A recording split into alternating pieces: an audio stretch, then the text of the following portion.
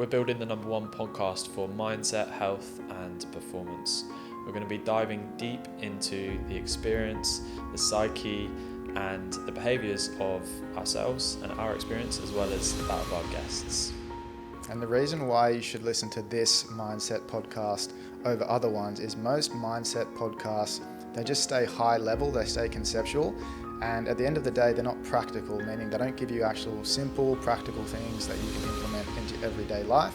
So in this podcast, we're going to teach you some principles, some high level stuff, and we're also going to bring it down to things that you can actually change in terms of your daily habits and routines so that you can be fitter, more focused, and more fulfilled. My name's Harry, this is Joe, and this is the Mindset X podcast. Rafa, welcome to the podcast. So you're someone whose story precedes you.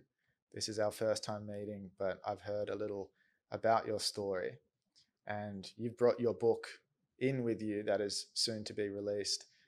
Obviously, we're sitting here, so we know that the story turned out at least pretty good.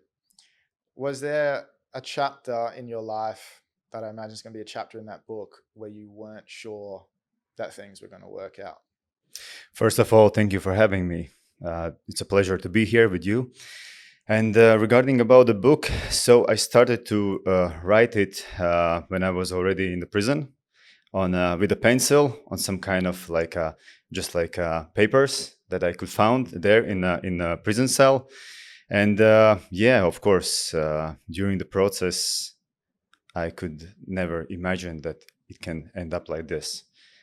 Because the main thing was that I received life imprisonment, so life sentence. So the process was tough, and till the end, I didn't understood how it will all turns out. I imagine for people who are listening, they're going to be wondering what led you to be sitting in prison with a life sentence. Yeah, just let's say, long story short. Back in 2016. So I'm coming from a real estate background, from investments. And back in 2016, I had a business deal investment in Italy, in Milan, with Italians. So, and that was a scam. So me and my partner, we lost €250,000 in this scam, in this let's say, pop-up business deal. And of course, we tried to get back what we lost. We started to work with detectives, let's say like that, with the lawyers there in Italy. And we were very naive. We trusted a lot, so we started to try to get back what we lost. And we started to work with let's say with high level professionals. And everything turns out that also those professionals, let's say, scammed us.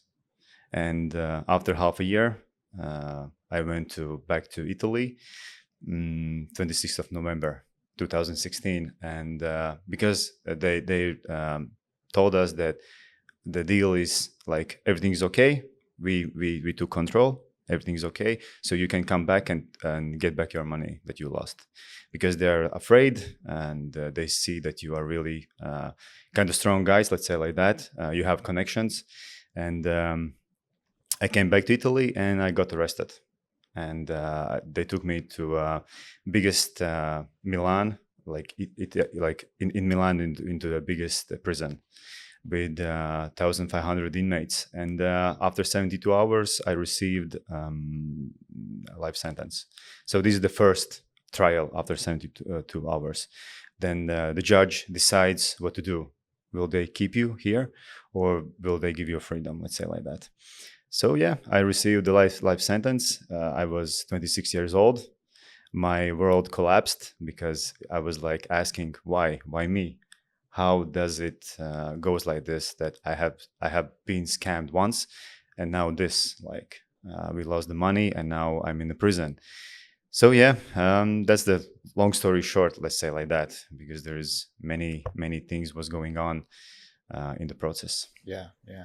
So this podcast, it's called the Mindset X podcast, basically how to use your mind to get the edge, or to have the X factor to get you through tough situations. Something that stood out for me, you mentioned you were writing your story when you're in prison. Was that from a place of, I know that I'm going to make it through this? Was it from a place of just helping you cope and just like survive the situation?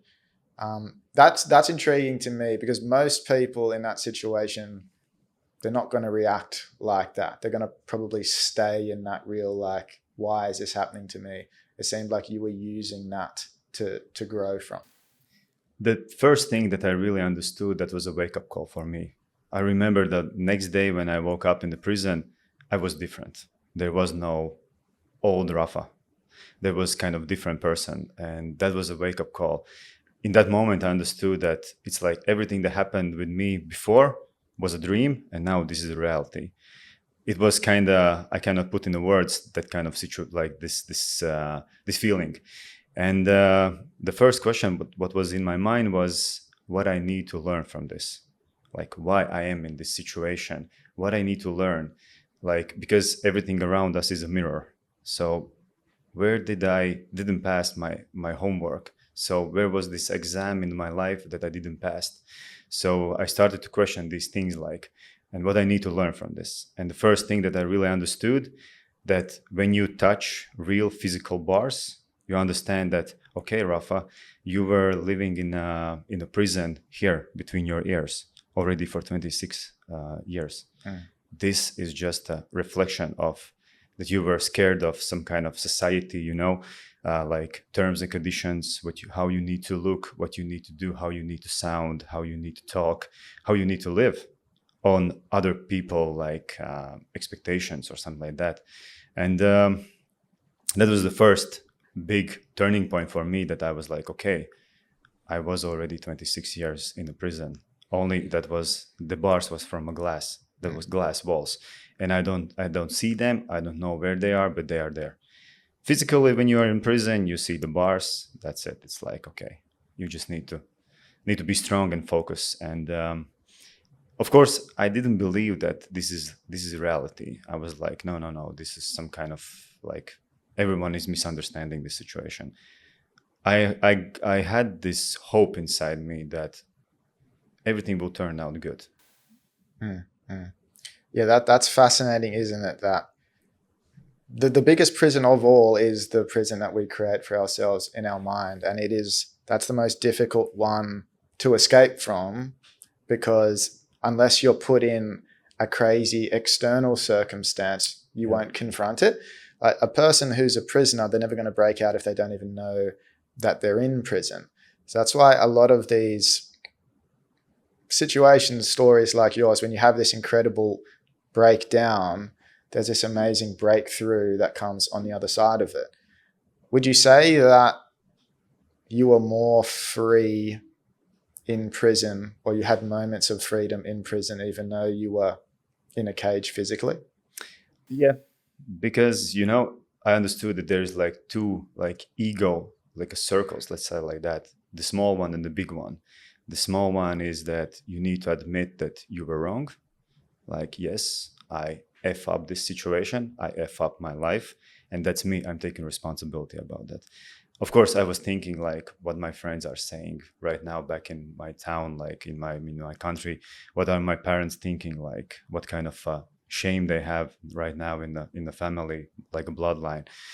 Even when they believed in me and they said everything's okay, we know the story, but still, it's like you start to question a lot in your mind when you are in the silence, when you are alone in the four walls, and you start to question a lot. And this is the first, let's say, how I'm saying also how I put in the words in my book, that this is the first ego cycle, like a circle that you need to drop off. It's like, yes, I F up my life. Now I need to take responsibility with a straight back, like not snitching, not trying to levitate, not trying to use situation in my favor, to stand still, and that's it. Like because that's my thing, that's my life.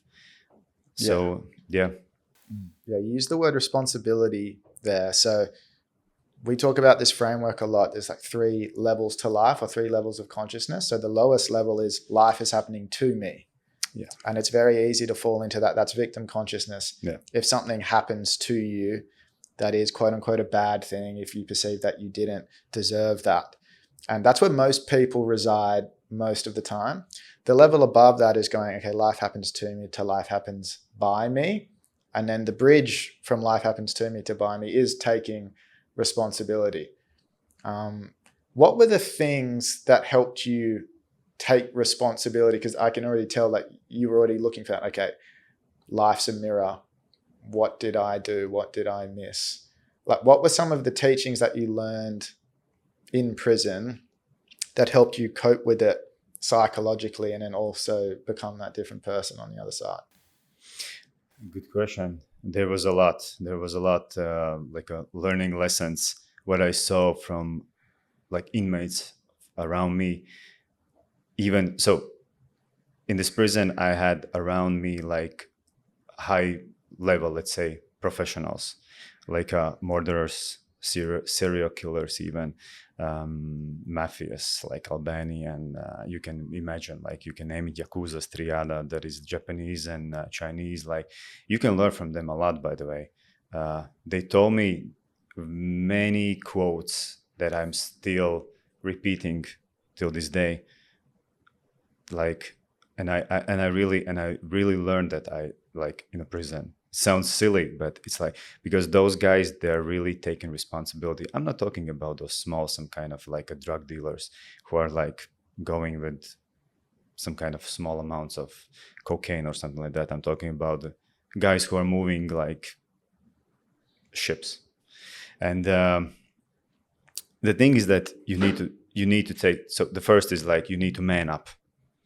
You cannot like you said already, like to manipulate with someone or to again, also discipline. You need to take care of yourself, of your mind, physically, mentally. You need to be always on the line, like not on the right, not on the left. So always with a straight back. I was starting to take like cold showers already in the prison, starting to work out a lot. Yeah. Like all the time, if you have a like free time, just work out, and read books and communicate. It's like try to maintain your own network around. And even there is some kind of a hierarchy. You can see how everyone is like connected, how everyone is acting, and it's like a word of mouth marketing in a prison. How you see that even like a prison is like a multi-level marketing, for example, like a system. It's like all these things. So yeah, it's like the first thing is like to take responsibility. What happened, who you are right now, and who you want to become. And even in a prison, and even understanding that, okay, this is kind of short, that might be I will receive like life sentence, even if those will be like 20 years. One thing that I really want to do, it's like live my life on the fullest, even if I'm in this kind of terms and conditions.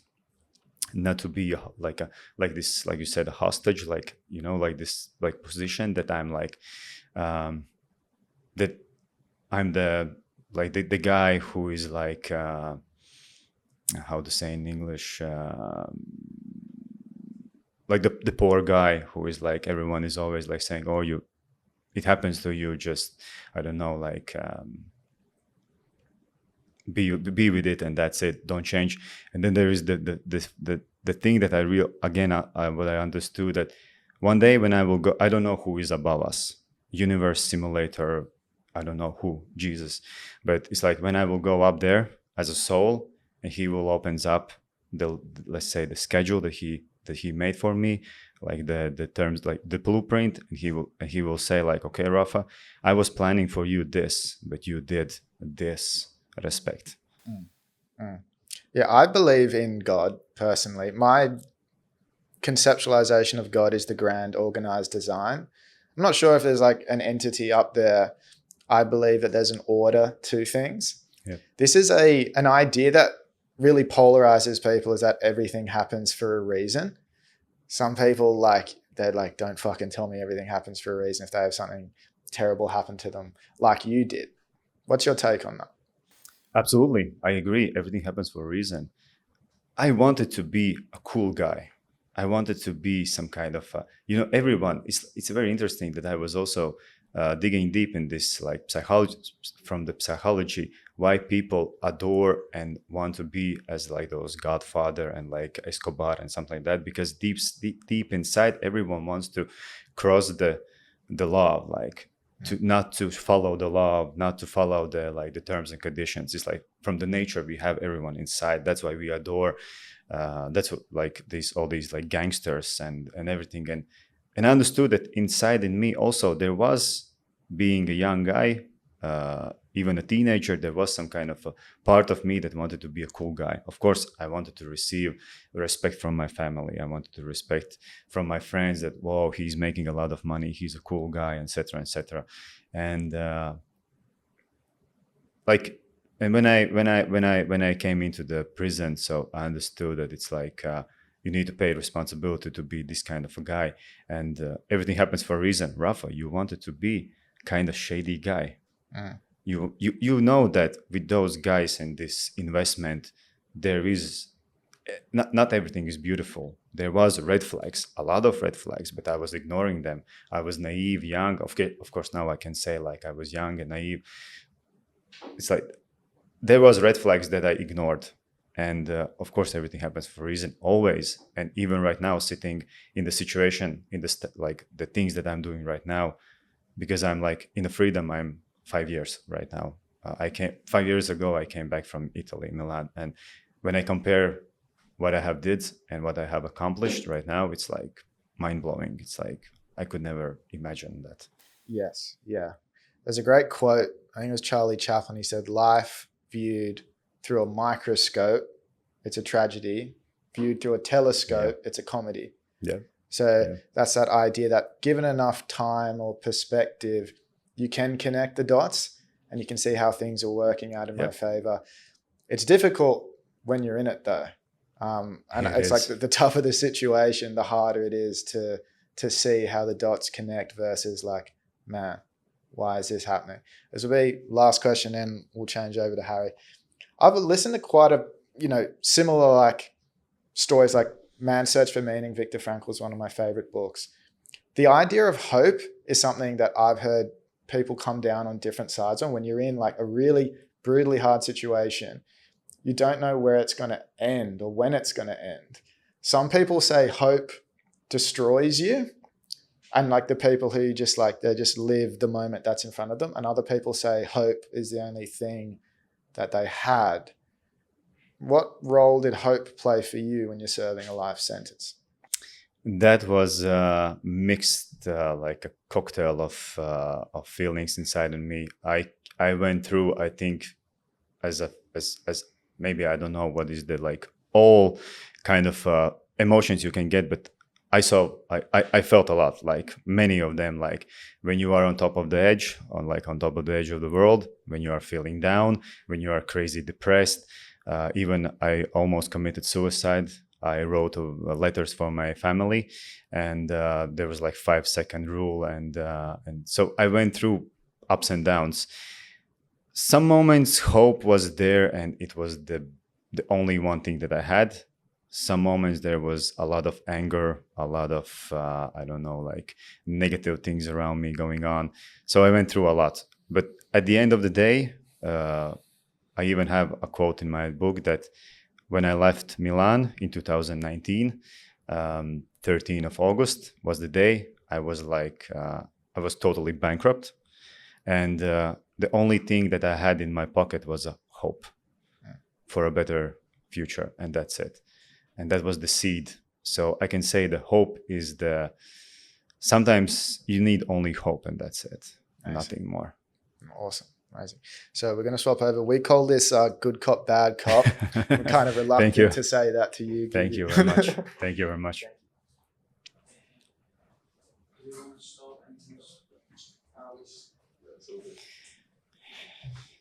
Let's go, brother.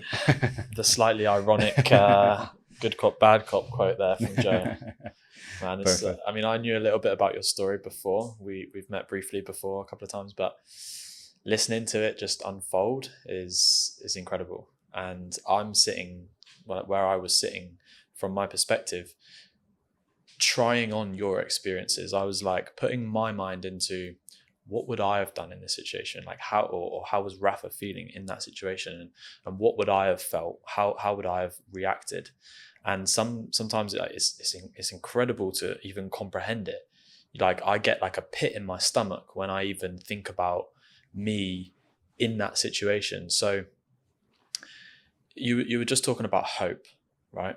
And you said that the only thing I had really at one point in my life was hope in my pocket. Like what I wanted to know is like what form was that hope in? You mentioned a better future, but like how did you really stay in that fight?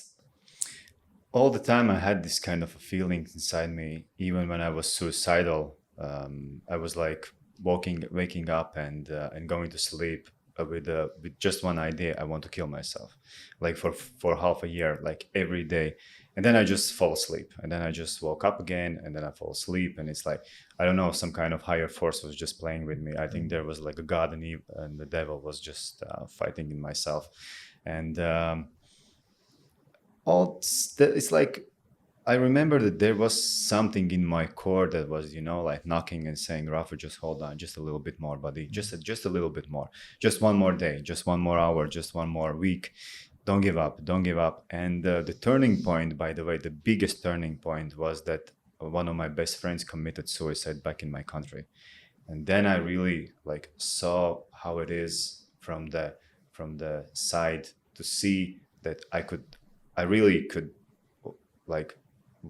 be in his like situation. Like I could really see that how it is that nothing ends when you commit a suicide. You just give it forward to your family.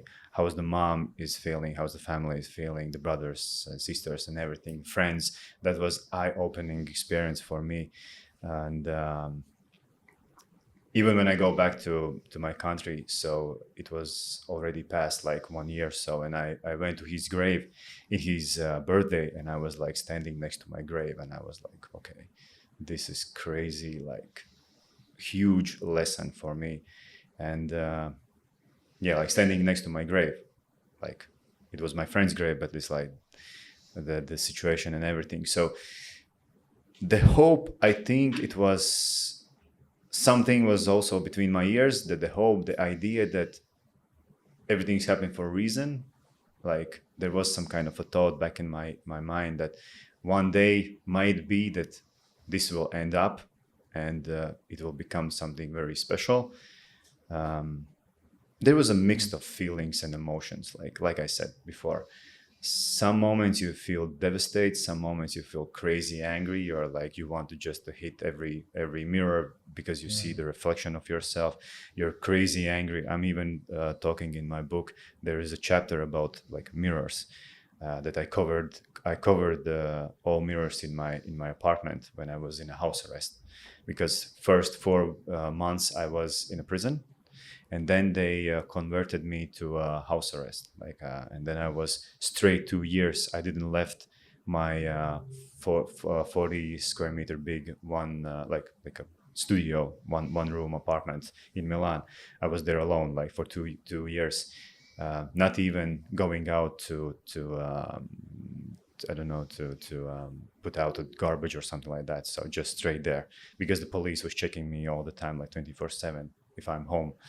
And I covered up every mirror because I didn't want to see my reflection. I was very angry on myself, like really like.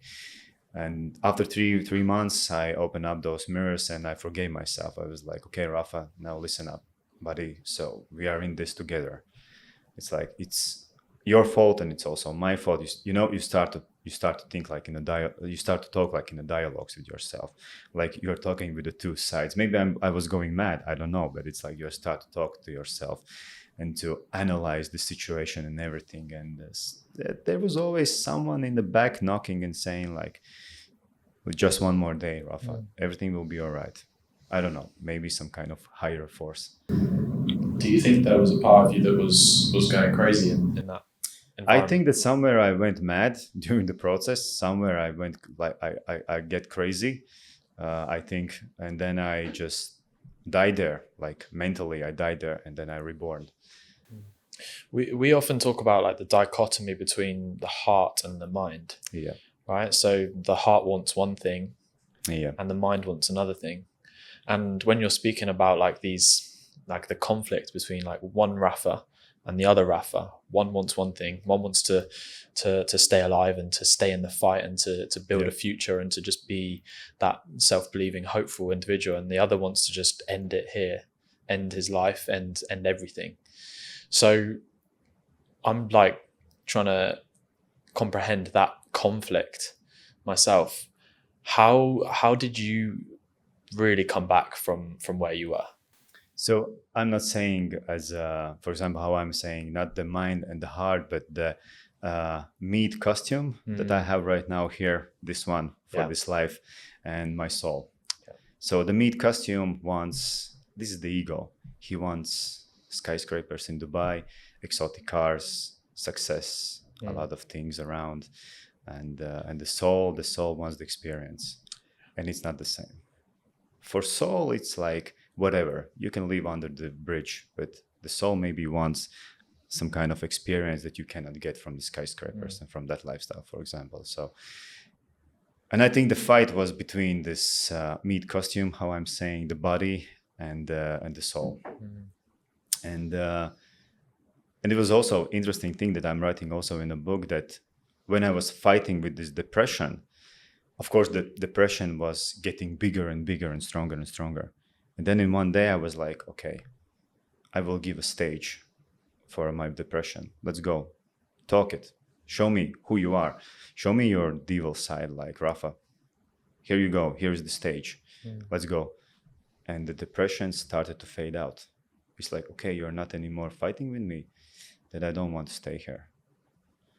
And again, some kind of like a life-changing things. So I started to manipulate with me. I started to test me in a different. So if you're all the time going with the same path, you always end up in the same, like, and how to say, like at the same ending point. The same results will be if you will do the same. Like, and then I started to maybe to like to think, to live, to act a bit different, and then the path lead me to different results. And the turning point, I'm also writing in the book that when I was standing there already with like trying to commit the suicide, something happened then in that situation. Really, like something happened, and I didn't commit it. And that was, I even in the book I'm writing that I cannot describe what was that. I don't know if in this world, in this planet, there is words how to describe what happened. I don't know. It was like something changed in myself. Like, and I wasn't crying. I wasn't weak. I wasn't like scared. No, there was, I think that was the ego death of the big circle.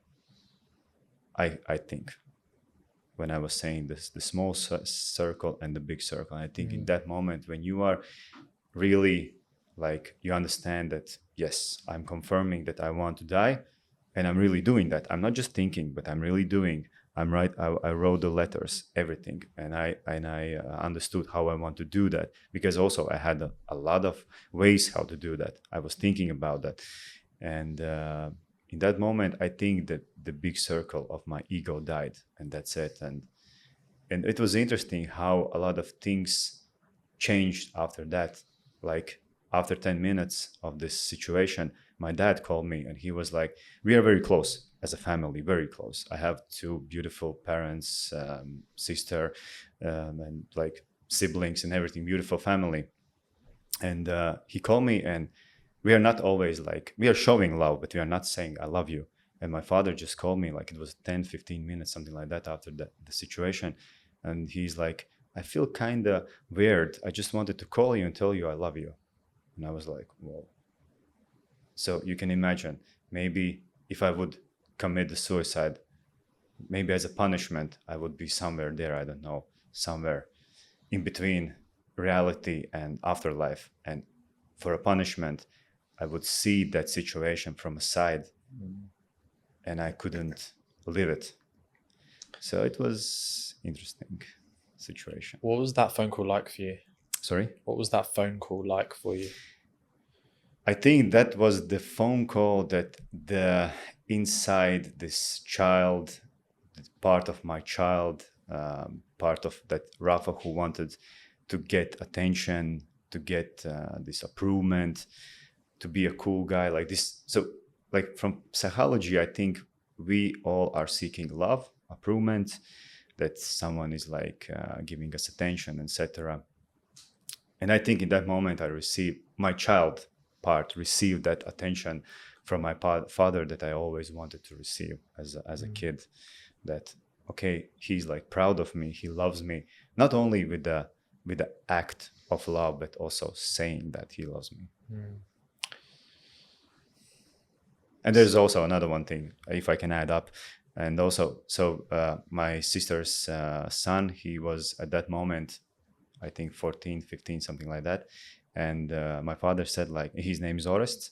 And he was like, and by the way, Orest is also giving you greetings, because the situation that when he came in this world, his father left him. So he grew up without father. And I have been always him as a father figure, let's say like that, as a man, as someone like as a male figure, let's say like that, how to live and how to do lives, how to do in life. And he said like, and also Oris wanted to give you regards and greetings, that if he has an uncle like you, he don't need a father in his life, he don't miss a father in his life. And that was, wow, I just almost committed suicide. So I'm really a good example? I don't think so. They didn't knew that. Even when I came back, then I said that, Father, do you remember the call? Yes, of course I remember the call, because I was really feeling kind of weird, really weird, like, and yeah. Have you ever told him that? Yeah, when I came back from Italy, I showed them the letters. Wow. And they didn't knew that I was going through this kind of process, because I was kind of hiding that. That was my fight. That wasn't their fight. Yeah, it was already enough for them on the table, on the plate, for all the situation, that you need to understand that your son is in the prison. It's interesting, right? I speak about phone calls. I received one of the worst phone calls that I've ever had from my dad, that was to tell me that my mum was going into palliative care, which is end of life care, right? And I remember the emotions and the feelings, and I just remember exactly what the colors of the bushes were like that I was standing next to, what cars were driving past me as I was on the phone, because I was standing outside my friend's apartment. And I remember everything about this phone call. And I remember what you just said there. You just said this was your fight, right? I remember thinking like, why can't my mum had cancer. I was like, why can't I have that cancer? I was like, why can't I take the burden from her? Like, I was so angry and frustrated, the fact that she was in this fight and I wasn't. And the wake up call for me, which happened a long time later, was like, this was her fight, or maybe you don't want to frame it as a fight, but this was her situation, not mine. Yeah. I think that helped me like kind of come back down to life, sort of thing. So a lot of the stuff you're saying is really like hitting me hard right now. So that's incredible. I wanted to look more on a positive note, because we've gone deep, and no problem. There's a lot of heavy stuff here. The fact that you've got to where you are now is incredibly inspiring. So what I wanted to know from you, Rafa, is like, what really helped you after this situation? For example, when you were finally free in the real world, in the physical realm, free. Yeah. Let's talk about that maybe. But what helped you after you got out of house arrest and prison? Again, my family, friends around me. I connected with the people. I connected with some kind of like contacts around me. Everything again happened for a reason.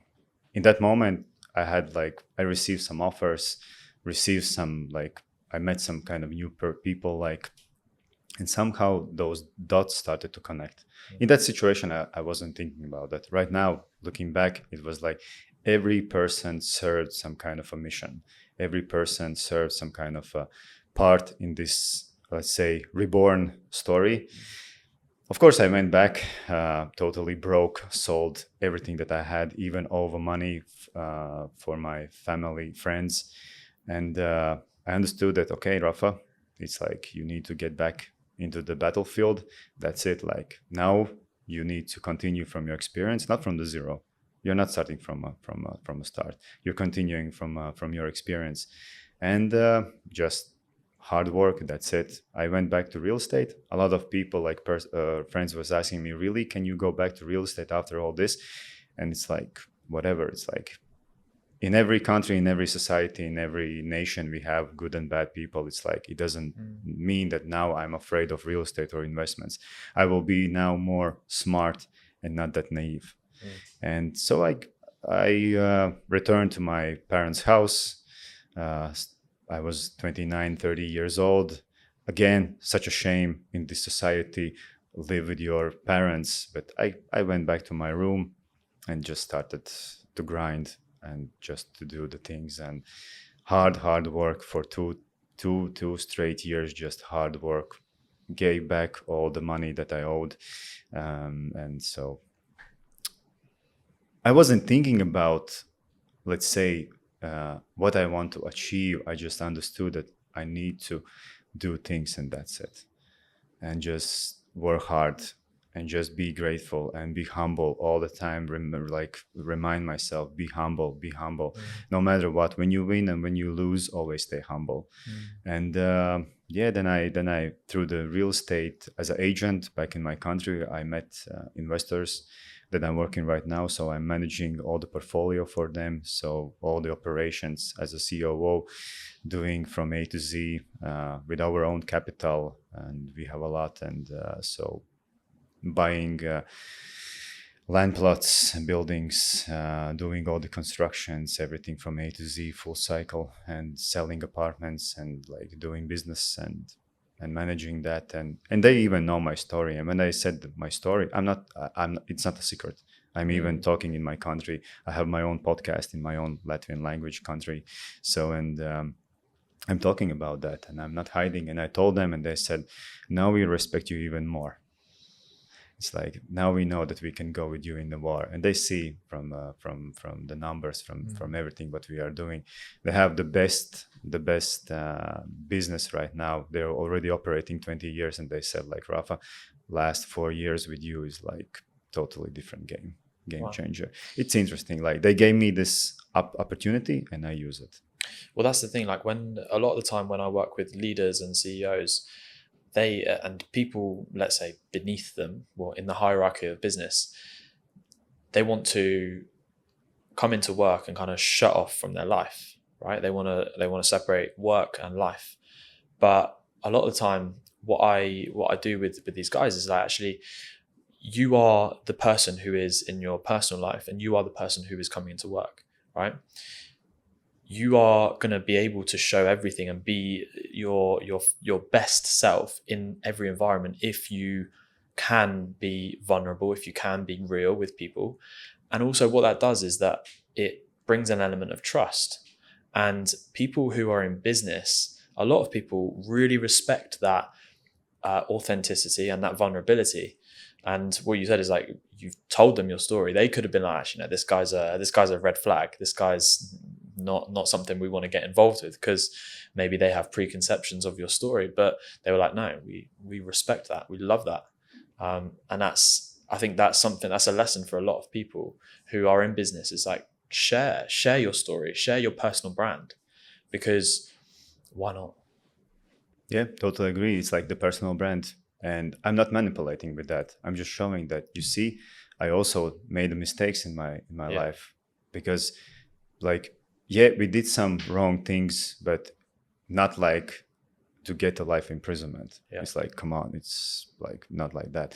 But it's like just to show that I'm also a human being. I'm not perfect, and I don't want to be perfect. No, I don't want to be perfect. When you are perfect, you're fake. Yeah. There is no perfect in this life. So always showing just that I'm also a human, and always work with an open heart, like not trying to manipulate with your clients, not try to sell them something like just because you need. It's like, I really believe that there is like really like some kind of a bigger picture, because like God is in the details. And if you do the smallest step with a pure heart, without any kind of like a second thoughts about manipulations or getting something that just with the force, it's like, come on, I cannot miss those things that are for me, and I'm not gonna take those things that are not for me. If there is no go, okay, I'm not taking that. Okay, I love that. We have a bit of a closing tradition on the podcast. So you've been through a lot, you've had a lot of experience, you've had your ups and your downs. What would be your best advice for your younger self? By the way, I wrote, there's an additional chapter for my years old Rafa. And it's like, this is a good question. You know, there is a lot of things but it's like, be true to yourself, know yourself, try to understand yourself, try to listen to yourself. Don't follow. Don't go there where everyone is going, but they also don't know what they're doing. You have your own mind, you have your own brains. Like, that's why you have 2 ears and 1 mouth. Listen twice, speak once. Yeah. Like, sit in that silence, because silence is very loud. And I also always wanted to be like with my friends in parties all around, like that there's this people around me, etc., because it's like I didn't want to take responsibility about my life. Just blindly following someone who is blind as well. It's like going to the woods, going to the forest, just spend some time with you. Travel, take that backpack, travel alone, travel without money. Don't wait for this perfect moment. There is no perfect moment. That's just an illusion. And try to understand that everyone is trying to figure out how to live, what to do. No one knows the formula here. No one knows. And if someone is saying, I know everything, that always remember what Socrates said, that like the more I know, the more I understand that I don't know nothing. Like, and that's true. It's like, and even now sitting right now, and when you are like giving these compliments that I received something and I have succeed and so, in my opinion, I'm just doing my thing. This is, I don't know. It's like, there's also a saying that my diploma, my tombstone will be my diploma. All the time, I'm just learning. I'm not perfect. And I think I will never be perfect. Even when I left this earth, I will never be perfect. I don't know. You're exactly where you need to be. Yes, at the moment I need to be here. And that's why I respect everyone around me. Yeah, like even the person who is like cleaning after me the toilet, because you never know. It can change like this. Now I'm sitting here in the podcast and thinking that I'm a cool guy. I don't think that. You look quite cool. Thank you. But it's like driving with a cool car, nice, etc., and eating in a good restaurant. But in one day, bums. Yep. You can be in totally different place. The same was with me in the prison. 1 week ago, I was eating in a Milan in central restaurant, and bums. 1 week later, I'm in the biggest prison with inmates, with 7 guys in the one prison cell that is 20 square meters big, and we are sleeping in the bulk beds, like a metal thing, like metal bunk beds that are like 3 level. So it's like, you never know. Life can change from good to bad and from bad to good like this. You never know. Wow, Rafa, thank you so much. That was, Thank you as well. Thank you for having me. Thank you.